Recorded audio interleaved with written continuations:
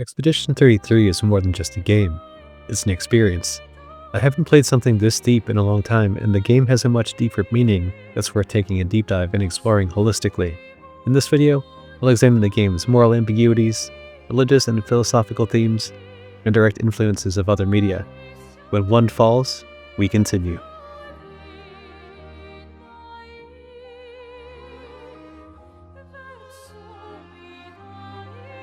To know what is, we must understand what was. Expedition 33 paints a picture of a world set in 19th century France, and Gustave, the chosen one to lead an expedition to try and save a doomed society set to gommage, or erase as it was in French, even if this means his own death. Gustave is also personally affected by this, and his romantic interest, Sophie, whom he has not seen in 4 years, gommages into oblivion forever, losing her, but further investing in his own personal stakes into the expedition. Gustave, meeting with some of the other members of his expedition team like Maëlle, have at this point also dealt with the loss of their friends and loved ones to the gommage, and while Gustave, Lune, and Ciel only have 1 year left, Maëlle has 9 years left, but still volunteers to change the lives of those who are still left at Lumiere, and to put an end to the Paintress and her oppressive means to end life.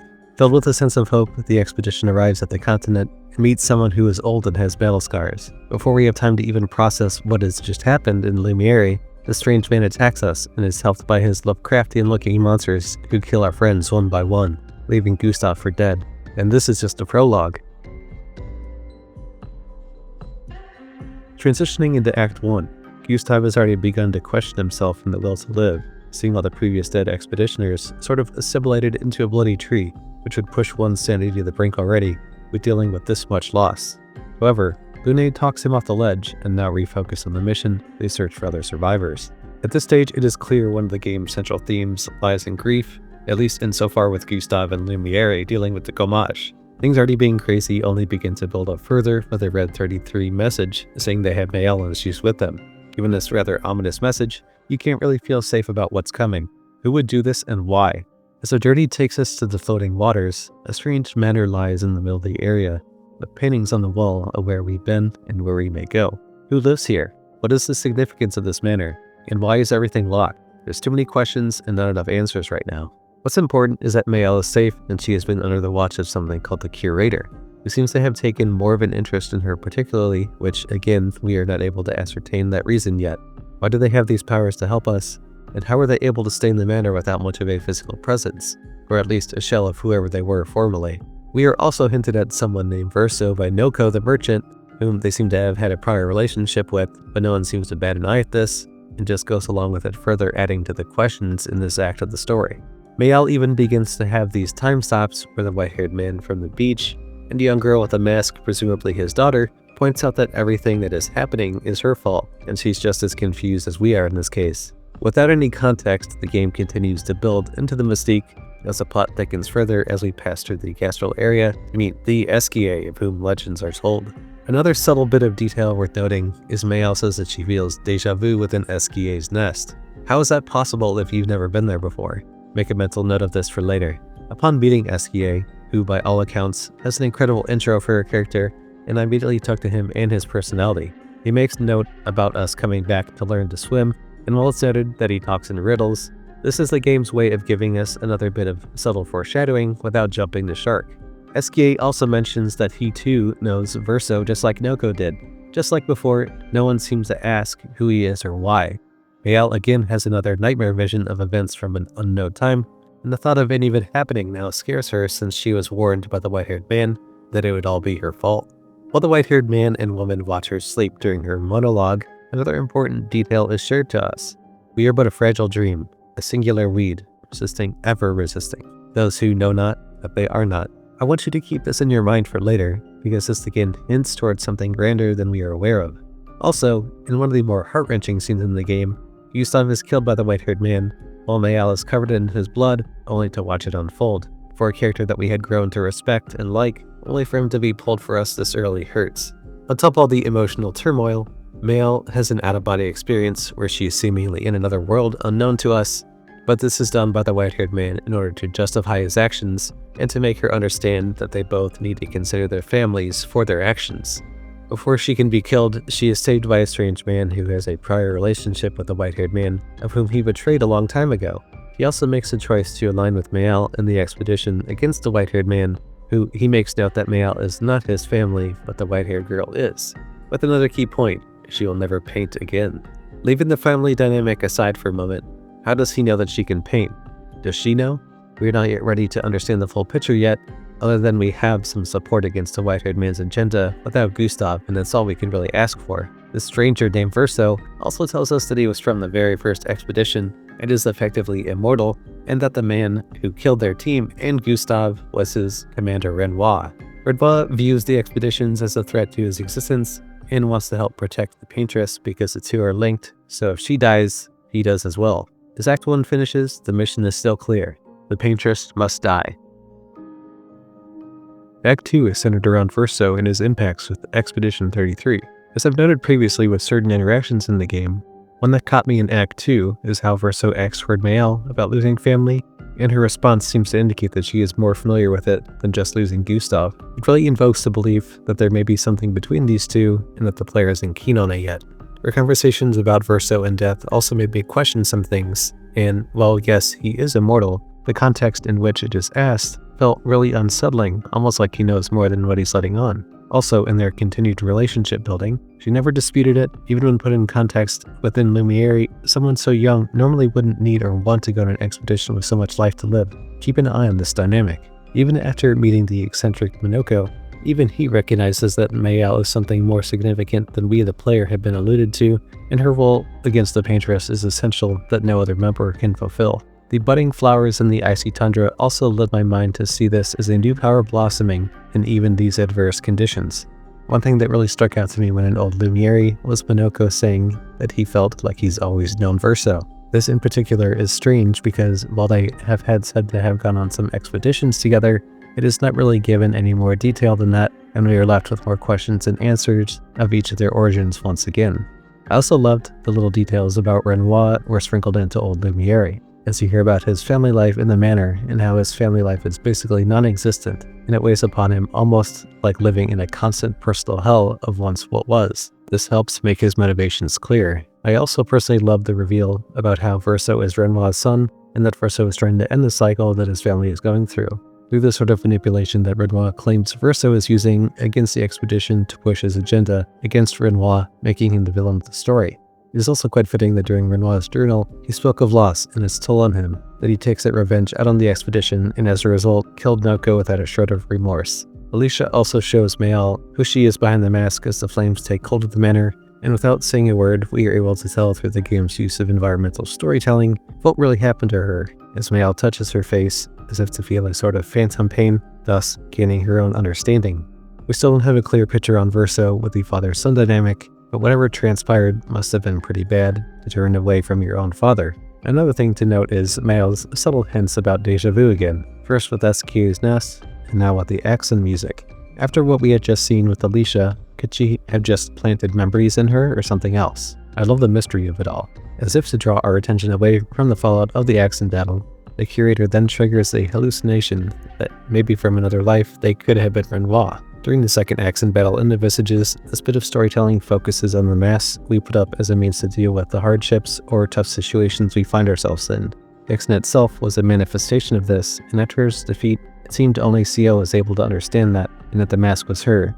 After giving the curator the final piece to make the weapon needed to confront the paintress, Mayal continues to be tormented by these visions as the paintress beckons her, and upon arriving at the monolith, the party is at first not able to damage her, but is instead tortured by the same fire we saw at the manor in Old Lumiere, alluding to something that clearly happened in the past, as Verso is too visually affected by this.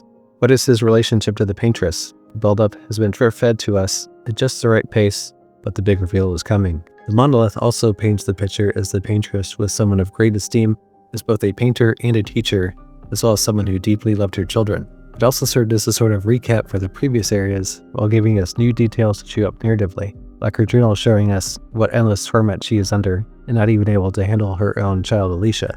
The world she is built to escape grants her relief. Once we confront Renoir within the monolith, he tells Verso that Aline, the paintress, is who is dealing with grief and has pushed this onto Renoir, and he doesn't want to lose his son, but Verso claims he was already lost. Besides the pure spectacle of this battle, which topped the previous one, Renoir shows us that despite our best effort, we can't kill him yet, and that Verso needs to remember who his family really is, and it's not the expedition team. The curator is also invested in this too, since they have their own personal loss that they are dealing with, and perhaps using the expedition as a means to bring back his wife, but it does feel that Verso is involved in this too. At long last, confronting the paintress tears the illusion from the player as she reveals that Verso has met her before, and Mayal is her daughter, but known as Alicia, which she is clearly causing her to go into sort of a mental break, blaming Renoir for creating them.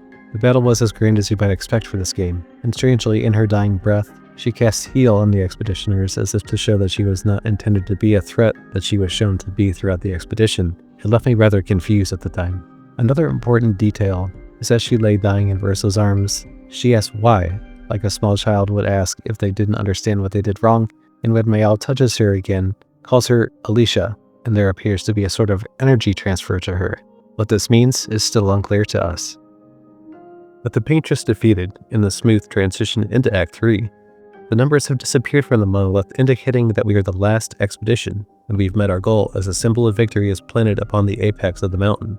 What part really struck me is while in Lumiere was Verso reading Alicia's letter, knowing that she's okay with whatever happens, and Mayal is how she would want to be, and wouldn't have the memories and the trauma that Alicia does. Aline painted the world to shield herself from grief. Should the expedition succeed, then the world as we know it would cease to exist. While Aline paints life, Renoir would seek to destroy it. Just a matter of who is more just with their actions in their healing process. Verso is being caught in the middle of all this. The pivot to the past after everyone gommages is so powerful as well, as if you had your heart pulled out and put back in again. But this also provides the missing context of the past with Alicia and her family referenced many times at this point, flowing gracefully into the game's epilogue. Finally seeing Aline and Renoir absorbed into the canvas was rather unsettling, but this segment really shows how Cleo is keeping the family together and more of the pragmatic of the bunch, even going so far as to tell Alicia that Verso is not the real Verso, but only copied to make sure that she understands just where she is. Also seems that the writers had used Alicia against the family and been a direct cause of the fire. Verso also gave his life so Alicia could live on. While Clea is mixed on how she feels about this, she showed just what kind of person Verso really was. Alicia also volunteers to get Renoir out of the canvas and then hides the canvas from her mother. It's unclear if this will actually work, but the reasoning made sense. What also made the epilogue great was its use of Alicia being assimilated into Mayal and Lumiere from a birth-to-life perspective, and to be reborn as a painter in a painted world, as what was once Alicia shall be no part of this rebirth. You can tell through their interactions that while Mayal welcomes this world for what is make-believe, Verso just can't stand it anymore and begins to agree with what Renoir was planning to do. Once the curator reveals himself to be Renoir, which was a somewhat predictable but welcome twist, he offers Mayal the chance to leave the canvas and for Verso to have peace and oblivion, knowing deep down that's what he wants. For the sake of the living, we must part with the dead. What is tragic out of this segment is you begin to see Mayal descend into the addiction to the canvas that her mother has, and Verso can only watch while Renoir tries to forcefully take her back. From Renoir's perspective, it's like a concerned father trying to help a child, calling for help without actually saying it. Who is right or wrong in this, we can't say yet. Another significant detail is Mayal, like Renoir, is able to effectively resurrect those who have died like Lune, Ciel, and expeditioners killed by Nevrons, as she has control over Chroma as a paintress, the equivalent of a god in this world. It is also important to note that during the lead up to Renoir, you have the ability to do missions for the party and max their relationships, giving you better grading attacks. Why this matters for Mayal is on her mission to face Alicia and the Axon. This thematically represents Mayal's hope for the future and coming to terms with her inner turmoil and accepting who she is now and becoming better for it. The Axon resembling their mother was a nice detail, as Alicia felt that her mother blamed her for her family's problems, and while this version of her was ready to leave this world and return to her family outside the canvas, Verso wasn't really ready to let her go, and it affected him greatly. It is a shame that this is considered optional content along with the other party members' quests like Minoko's, which shows us that just because you have the power to bring someone back doesn't mean you should, as we are shown that while Minoko physically exists in the world, he is but a shell of who he used to be and is like living death, almost as a punishment for Minoko trying to play God. With Lune, we see what her relationship was like with her parents and how it brings her inner peace that she struggles with to this point in the story, bringing a proper closure to her arc.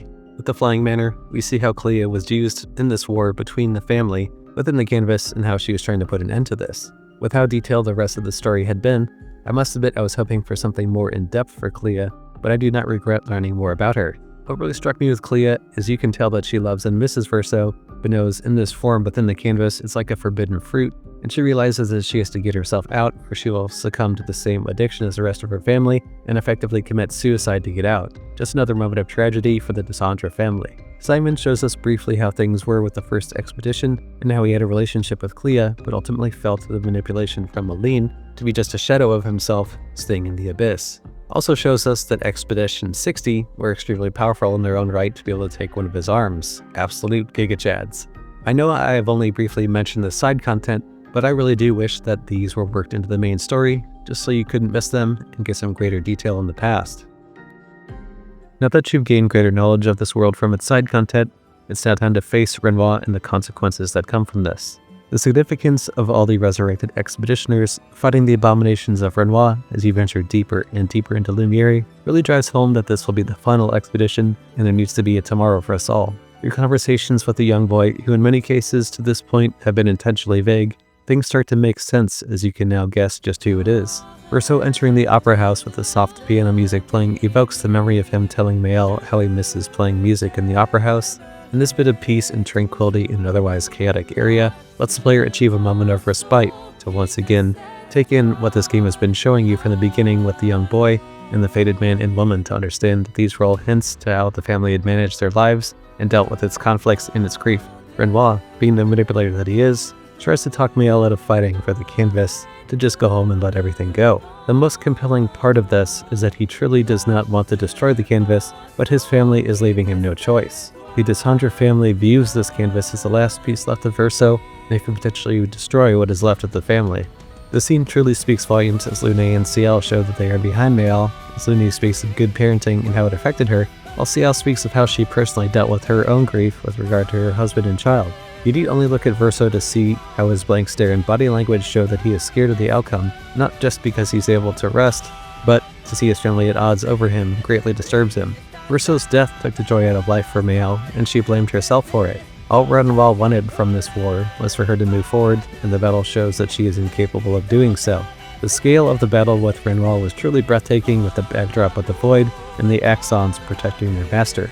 What's even more shocking is Aline coming to the aid of the expedition in her poor health to stop him using his Axons, allowing him to become vulnerable. After his defeat, we get more background on how Aline had saved him from getting lost in a canvas world and how to use his power while they made many worlds together.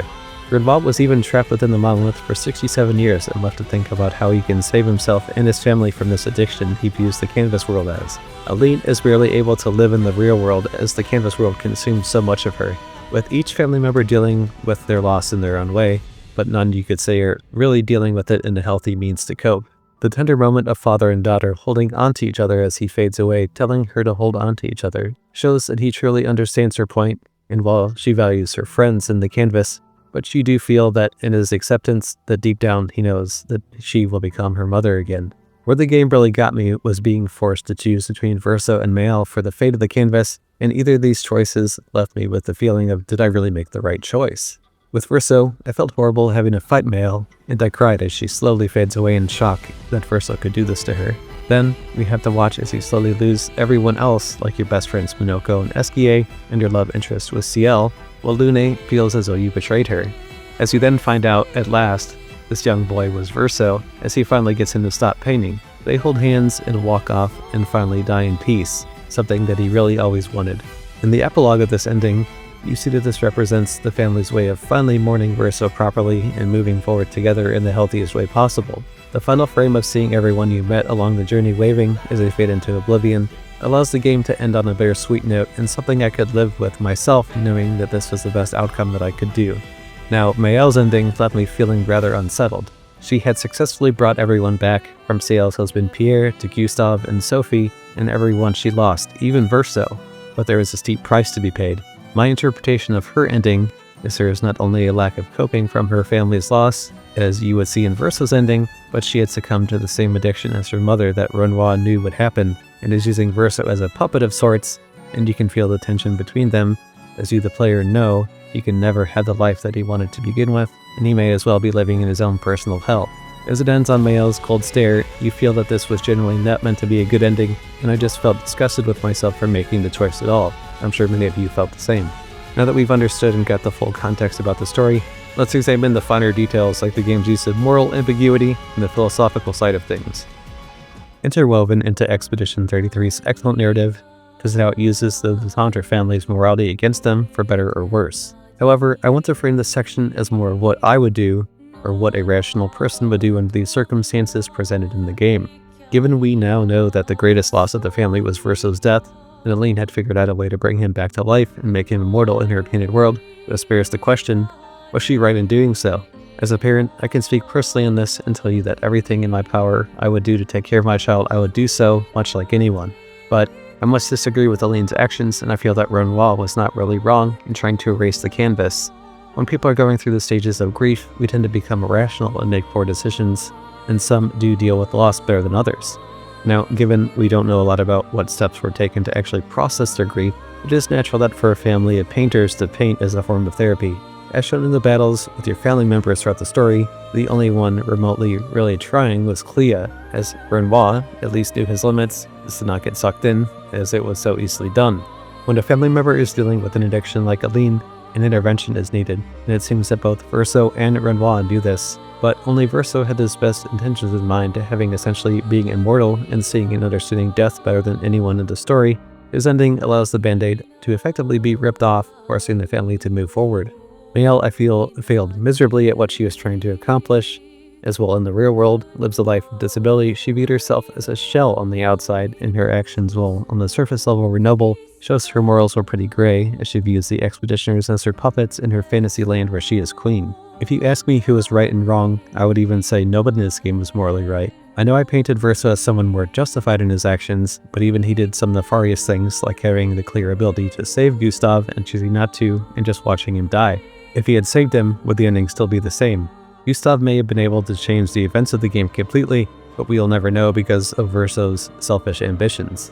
The question of morality is always fun to ask, and there really is no right answer in this case, since we all view things differently. I will leave it as saying that among the characters in the game, Verso had the best intentions in mind. I just wish that we could have seen more about Clair and her motivations other than assisting in the battle between her mother and father and helping Alicia get into the canvas. Now let's talk about some of the deeper philosophical ideologies the developers used in the making of this game. The game's central premise, the annual gommage that erases individuals above a certain age, forces characters to confront the impermanence of life. This mirrors existentialist themes, particularly those explored by Jean-Paul Sartre and Albert Camus, emphasizing individual freedom, responsibility, and the creation of meaning in an indifferent universe.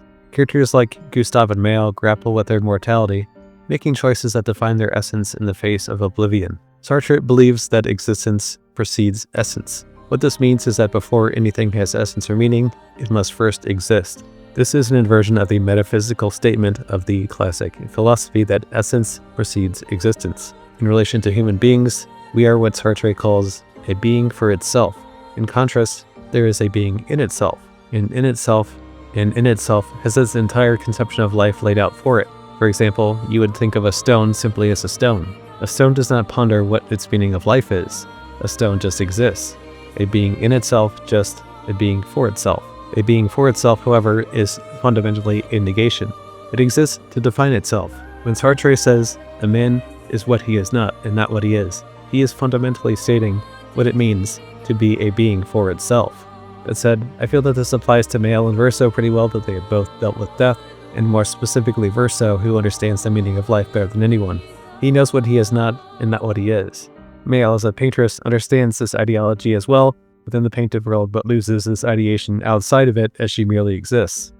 Sartre also speaks on the negating power of consciousness is at work within the self by applying the account of this negating power to the case of reflection.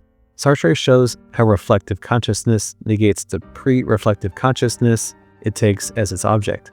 This creates an instability within the self which emerges in the reflection. It is torn between being posited as unity and being reflective, grasped as a duality. This lack of self-identity is given another twist by Sartre. It is poised as a task. That means that the unity of the self is a task for the itself, a task which amounts to the self's seeking to ground itself. Sound familiar? To me, the lack of self-identity can be applied to Mael, as after the fire, with her scars and inability to communicate, forgets who she is, and while the canvas mirrors a reflection of who she would want to be, but at a cost, itself. Clair Obscur also uses Sartre's works on freedom, as each agent is endowed with unlimited freedom. Freedom is not defined by an ability to act. Freedom is rather understood as a characteristic of the nature of consciousness, or spontaneity. But there's also more to freedom. That is, if you opt for one or the other, it is not just a spontaneous decision, but it has consequences for the itself. If I were to express this, Sartre presents his notion of freedom as amounting to making choices, and indeed not being able to make avoiding choices, and existential ethics can be determined. We also pointed out that random expressions of one's spontaneity are not what authenticity is about, and Sartre emphasizes this point in Existentialism and Humanism. There, he explicitly states that there's an ethical normity about authenticity. If one ought to act authentically, is there any way of further specifying what it means for the nature of ethical choices? As Sartre points out, by choosing, an individual commits not only to himself, but to the whole of humanity, whereas the agent's choice creates value in the same way as the artist does in the aesthetic realm. The values as created by a proper exercise of freedom have a universal dimension, and that any other human being could make sense of them were he to be placed in the situation. There is therefore a universality that is expressed in particular forms in each authentic project. This is an ethical question that can really be applied as a whole to the Desandre family as well. Each choice the characters made throughout the story paint this in detail, especially the end where you're unable to not make a choice. You'll either go with Mael or you'll go with Verso, but there will be consequences to those actions. Now, I want to talk about how Albert Camus's work helped influence the game. The absurd and the search for meaning at the heart of Camus's philosophy is the concept of the absurd, which arises from the conflict between the human desire for significance, order, and the clarity on one hand, and the silent, irrational, indifferent world on the other. This tension is a fundamental aspect of the human experience. As individuals continually seek purpose in life despite the universe's lack of inherent meaning. In the novel The Fall, Albert Camus explores several themes, including innocence and guilt, where the protagonist's reflections on his life and actions lead to a deep examination of his personal responsibility and moral judgment. With imprisonment, both literal and metaphorical imprisonment are motifs that represent the constraints of society on one's own conscience. There is also non-existence in truth. These themes delve into the existential questions about nature, of reality, and the search for authenticity. With the absurd a central theme in Camus's work, the absurd reflects the conflict between human desires for meaning in a different universe. The story is set in Amsterdam and is told through the dramatic monologues of Jean-Baptiste Clemens. Clemens' narrative serves as a secular retelling of the biblical fall of man from the Garden of Eden, and his fall from grace is a metaphor for the human condition in the face of an absurd and meaningless world. Camus's The Fall is also a philosophical exploration that challenges readers to consider their own lives and the human struggle for authenticity and meaning in a complex and often incomprehensible world. The Fall perfectly represents the painted world, as it were, and the roles the expedition played in it, particularly imprisonment for Verso and non-existence and truth, while Mael fits in the innocence and guilt theme. Painted world itself is most certainly thematic of the absurd, as the citizens of Lumiere and past expeditions' search for meaning of life and the world itself is indifferent to their existence. The last point I would like to make is the game's execution of the symbolist movement in France. The development team was no doubt inspired by the works of this era, using the canvas as their own template to explore beyond the mundane, as this world causes the player to raise questions about reality, art, and things that go beyond the surface to search for the deeper truths. Having now covered the moral, philosophical, and existential themes of the game, let's now examine its combat and game mechanics. This is one aspect of the game that the developers have absolutely hit a home run. Expedition 33's combat feels like a breath of fresh air to RPG turn-based combat. What makes this a unique experience is its use of dodges and parrying to help you build AP for stronger attacks, which are assigned a specific number of AP points, and some have the ability to inflict status effects like burn to do damage over time and can be stacked. If you also successfully parry enough times, Expedition 33 can deal a counterattack, which can deal massive damage and build a break bar leading to a stunned enemy. You can also jump and issue a counterattack when prompted as well. If you do not jump when prompted, you'll take damage or can die depending on the severity of the attack. Dodges are easiest to pull off, and if you apply the dodge or Picto, you can gain 1 AP per dodge, rewarding you for playing safe. Parries are the higher risk, high reward, but as you get more experience within the gameplay loop, it becomes less and less of a problem, as you can judge parry timing based on sound cues, as the enemy will often fake the player out, causing mistakes. Something that I fully admit to having a learning curve on, as I am more used to traditional RPG games, but it was very satisfying to get all right. The game also has another added element: shooting. Some enemies can also be defeated by using your gun, so it's important not to waste your AP on single shots that won't do a lot of damage. The game is also very clear when you need to do this, as the enemies tend to dodge physical and magical attacks, so there's your cue. As you get later into the game, you can get Pictos that can mark the enemy multiple times or do burn status effects. How you choose your build is really up to you. When an enemy has shields, this can also be a great time to use your gun and wear down the shield before using a bigger damage attack. You need to know your enemy before making moves in this game, or you'll get punished severely. With Break, this leaves the enemy stunned for 1 round, and in the case of the mimes, it allows you to finally deal big damage to them and earn the rewards for your patience. They are completely optional and tend to catch you unprepared in my case, but once you understand how they work, it becomes second nature. My next point is the Pictos and Lumina system. These Pictos are essentially there to augment your combat skills in a battle, rather than a new skill that you'd see in a traditional RPG. Think of a Picto as like a piece of gear that you can equip, that you can change your health, change your crit damage, attack power, or overall damage outputs. There's also a strategy element to using Pictos. If your weapon uses fire damage, then there isn't any point in using it on your gun. After you win 4 battles with the Pictos equipped, the whole party can then have the ability to use it as well, provided you have enough Lumina points to make it work. There's honestly an overwhelming amount of Pictos, and this allows the player to choose any number of builds they feel comfortable with. I personally chose to go with a higher damage route with Mayal and Verso, while Ciel served as more of a support function, for example. You can also allocate and reallocate Lumina as much as you like, and once you reach a certain point in the story, the curator will help you upgrade weapons in addition to administering Lumina points. During the latter portion of the game, I used Verso, Mayal, and Ciel. So naturally, I poured as many Lumina points into them as I could, but you have the freedom and versatility of the party to be used in a number of ways, and that freedom is truly amazing. Another cool thing that they implemented well is weapon scaling. Certain weapons are assigned S, A, B, C, and D, with D being the lowest rank and S being the highest. You want to use your attribute points towards the highest ranked attribute, which can increase your attack power and agility, for example, depending on the weapon you're using for your character. Having Mayal with high luck and agility only led to good things in my playthrough.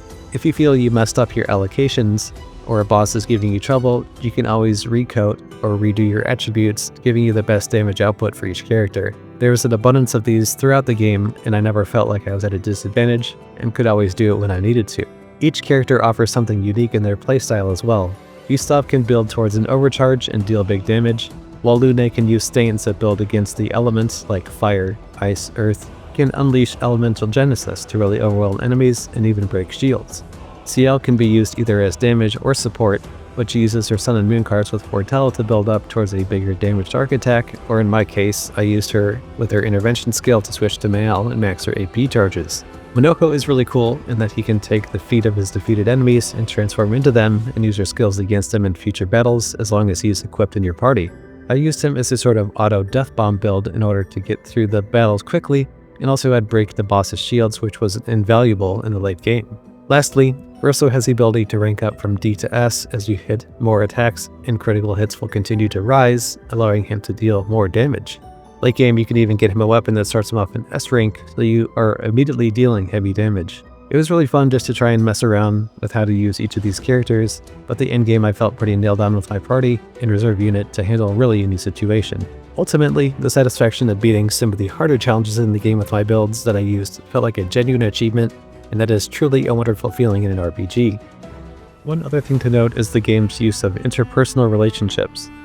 If I were to compare it to something more recent, it would be like a social link in the Persona series, but with less of a time constraint in progressing your relationship levels. You can speak with each of the party members when you're at camp to learn more about them, like with Ciel and her past as a teacher, or with Lune about her curiosity about her parents' fate that troubled her. You can also gain up to level 3 gradient attacks once each party member is maxed, and with Eskia, you can even learn to swim and then to fly on the overworld map. The conversations all felt organic and very mature, and a great way just to naturally go through the game at your own pace and obtain the side quest for Ciel, Monoko, Mayal, and Lune to max them, and each felt significant and special. So now that we've discussed the game's combat and gameplay mechanics, let's now discuss my interpretation of the game's influences from other media. Something that really sets Clair Obscur apart from its competitors is how it draws its influences from other franchises and melds it into its own unique experience. Sandfall have stated that they are fond of and draw from Final Fantasy, Persona, and Lost Odyssey franchises, and it is indisputable based on how they have crafted their world building and narrative structures. Their turn-based combat UI certainly draws the vibes from a Persona game, and the quick-time events during battle are reminiscent of Lost Odyssey or Blue Dragon, and this is just from a JRPG space. The game's parrying and dodge mechanics are very reminiscent of Sekiro or the Souls-like genre. I'm admittedly not the greatest at Sekiro, and it took some time for me to gel with the game's parry system, but it is something truly special when done right, as is the case with Expedition 33. As far as the game's world, the developers took inspiration from the Belle Epoque and the Art Deco movements, as they gave a visually breathtaking and truly immersive world, a style not seen often in games in the modern era. Expedition 33 takes all these things and molds it together into something truly unique for us to enjoy, and it is a one-of-a-kind experience with its own identity. Clair Obscur Expedition 33 ended up completely surpassing even my highest expectations. It isn't often that you see an AA studio like Stanfall come along and secure the likes of Ben Starr, Jennifer English, and Andy Serkis for a project that no one has even heard of unless they truly believe it is something special. This game wasn't even on my radar until I heard about the voice casting and thought, what even is this weird sounding game? Needless to say, I am glad I stepped out of my usual comfort zone to play this game, since the story pacing, narrative, characters, and world building are simply top tier. It also seems that with the malaise of AAA game development, the community has responded accordingly, given that this game has sold well over 1 million copies to date, with no signs of slowing down, and the retailer is not even having enough stock of physical copies due to exceeding demand. Expedition 33's characters are going to stick with me for a long time, and Versa has become one of the most compelling characters in an RPG for me. This is not to discredit any of the other characters, but knowing the story arc behind them and their playstyle just seemed to resonate with me. Funny enough, I hadn't enjoyed a character that much since Final Fantasy XVI with Clive. I even enjoyed the goofy little mini-games that it offers, with the climbing game, where you can win a swimsuit, and the volleyball challenge. It helps break up the seriousness in a fun and lighthearted way. This is something that I don't always attempt in an RPG if I get super engrossed with the story narrative. While I do not expect there to be any DLC for this game, as the story was finished and all the loose ends were tied up, I would not be opposed to having a DLC on Expedition 0 or even Expedition 60 just to see what it'd be like outside the main cast. I realize that it's very unrealistic, but it is super fun to think about. I look forward to whatever Sandfall Interactive cooks up next, but the bar is now set pretty high, but they have my support nonetheless. I hope that you've enjoyed this video, and for those that come after, please remember to like and subscribe, and I'll catch you on the next one. Snarf Soldier 17, out. Chaque pas trace la route d'une vie.